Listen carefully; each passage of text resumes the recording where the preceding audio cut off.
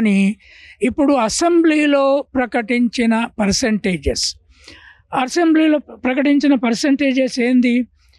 ముస్లిమేతర బీసీలు 46.25, ముస్లింలు 10.8, 56-33.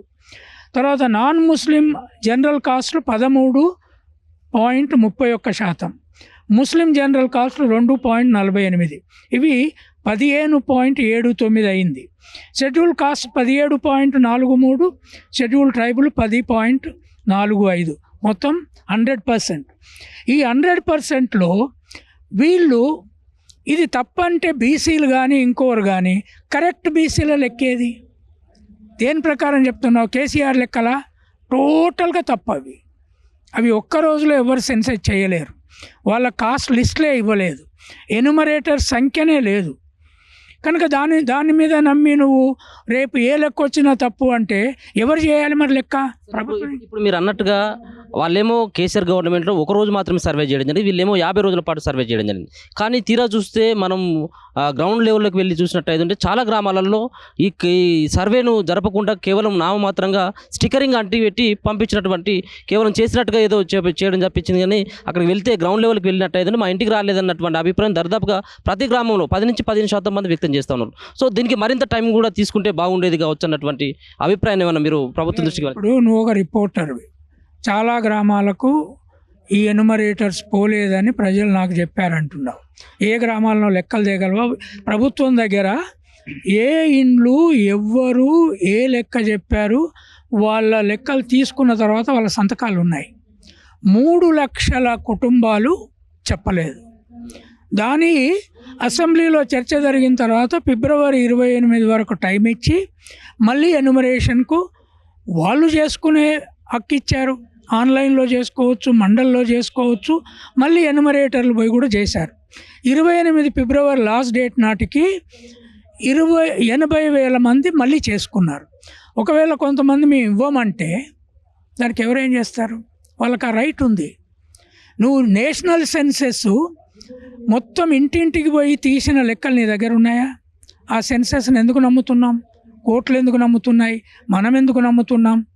ఇప్పుడు ఎస్సీల లెక్క, మొన్న ఎస్సీల లెక్క 2011లో తీసిన దాని ప్రకారం పంచారు, రైట్? మాదిగలకు కొంత పర్సెంటేజ్, మాలలకు కొంత పర్సెంటేజ్, ఉపకులానికి కొంత పర్సెంటేజ్ ఇచ్చారు. అది కరెక్ట్ అని ఎట్లా తెలుసు? ఎంత కరెక్ట్గా చేశారు? నాకు తెలిసి ఇంత ఎలాబరేట్గా, ఇంత పకడ్బందీ ప్రశ్నావళితో ఎవ్వరూ ఈ దేశంలో కులాల లెక్కలు తీయలేదు. 2011లో తీసిన లెక్కల్లో కూడా ఒక్క ఎస్సీలై, ఎస్టీలై, ముస్లింలై సపరేట్గా ఉన్నప్పటికీ ఇంత అగ్రకులాలు 13.1 అని తేలింది, రైట్? కేసీఆర్ లెక్కలలో 7 తేలిందని వీళ్ళు అంటున్నారు. ముందు ఆ లెక్కలు బయటికి ఇవ్వమనండి. రెండవది, 2014 నాటికి 2024 ఈ లెక్కలు పూర్తయ్యే నాటికి హైదరాబాదుకు ఎన్ని లక్షల మంది అగ్రకులాల వాళ్ళు మైగ్రేట్ అయినారో తెలుసా?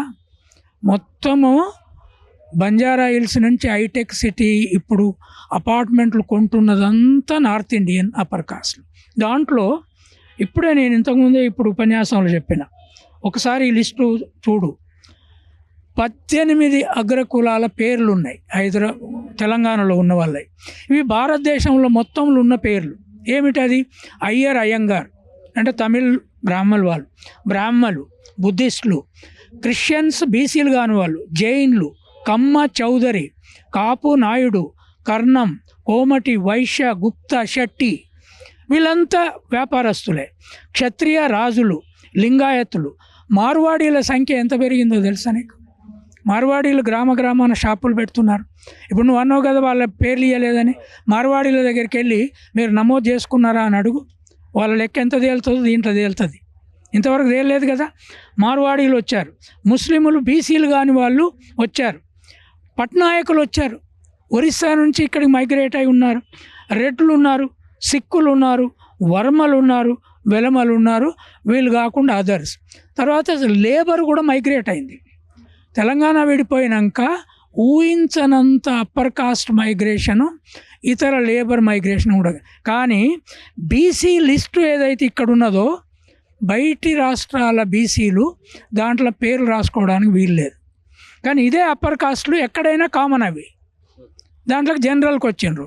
కనుక ఇక్కడున్న రెడ్లు, వెలమలు, బ్రాహ్మలు, పాతగా ఉన్న కోమట్లు, వీళ్ళందరితో కమ్మలు, తర్వాత మిగతా కులాలతో కలిసి హైదరాబాదుకు మైగ్రెంట్ వాళ్ళ అప్పర్ కాస్ట్లతో కలిసి 13.1 తేలింది.